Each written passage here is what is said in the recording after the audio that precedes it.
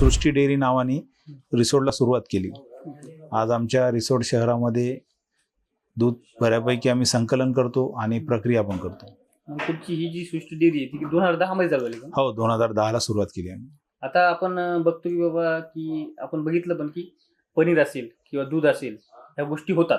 हो. समजा इथे तयार यामध्ये तर आपण आता बऱ्याचशा ह्याच्यात बघतो की भेसळ बऱ्याचशा गोष्टीत होते. अच्छा. दुधात असेल, पनीरात असेल, बासुंदी करताना पण आपण बरेचसे प्रोडक्ट बाहेर बघतो. बरोबर. तुमच्या या सृष्टीच्या डेअरीमध्ये आपण जे बघितलं तर त्याच्यावर तुम्ही कसं सांगाल की बाबा याच्यामध्ये भेसळ न होता कशा आपण तयार करतो त्याबद्दल? अच्छा.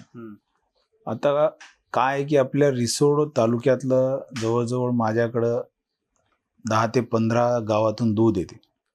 जे दूध उत्पादक शेतकरी आहेत यांना चांगलं दूध विक्री करायसाठी मार्केट आपण तयार करून दिलेलं आहे. आणि आपल्या इकडं मोठ्या शहरासारखी अशी लोकसंख्या भरपूर नसल्यामुळे डिमांड आणि सप्लाय व्यवस्थित होतो.